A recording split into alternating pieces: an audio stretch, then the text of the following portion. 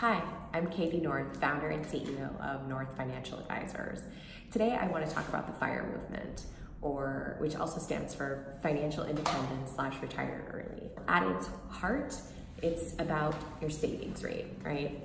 The idea is that the higher and faster you achieve a higher savings rate, the quicker you'll be able to just flat out retire from life and not have to work again.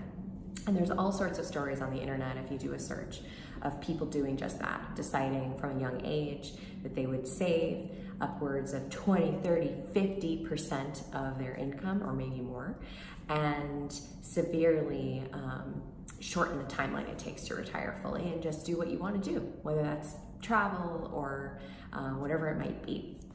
The interesting thing is it's taken a lot of heat, because there are those in the camp of who love this idea of retire early and think it's fantastic, and they get obsessed with it, about savings rate, talking about their net worth and savings rates. And then there are those in the camp who think it's risky, dumb, silly to say that from the age of 30, 40, or 50, you're gonna stop working altogether. And so it's taken a lot of heat. There's been a lot of discussion about it, but just know that at its core, it's really about savings rates. What I want to share is that there's probably a huge amount of gray area between this zero saving and the early retirement idea, that savings rates actually you might benefit from increasing your savings rate. There's a lot of potential different striations among those two extremes. One potential idea or outcome from achieving a higher savings rate is really just that it buys you more options, it buys you more scenarios and opportunities, right? When we increase our savings rate, we have a cushion to think through and have options when things might change. One example of that is, we all take vacations, we all typically have some sort of vacation benefit through work, but having a nest egg or having a big amount of savings set aside might buy us the option to take a longer vacation or some sort of sabbatical where we can just take time off. Maybe the reason why we want to take time off is not for a vacation reason, but maybe it's to have a child or take care of a young child or take care of an ailing family member. So thinking through your savings rate as it relates to this particular goal might be really important, and it's something that doesn't cost as much as full retirement early, right? But it's something kind of in between and maybe seems more manageable, or a goal that you might have. Savings rate also buys you options when there's turmoil at your job. Maybe there's been management change and strategies changing and your job is not what it once was, or maybe there's just flat out layoffs and you might be next and you're not sure.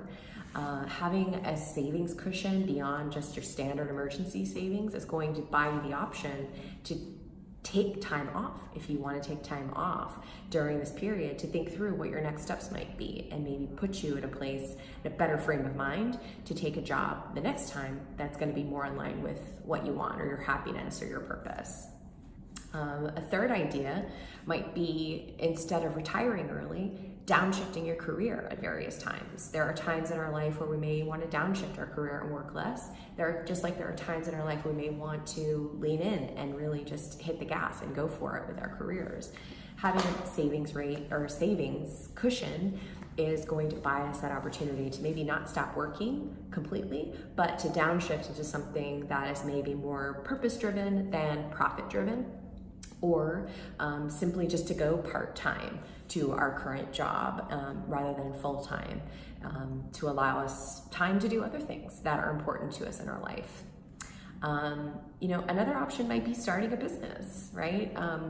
For a lot of us, it feels risky to leave sort of the corporate predictable paycheck environment, but if you start saving and you're focused on your saving,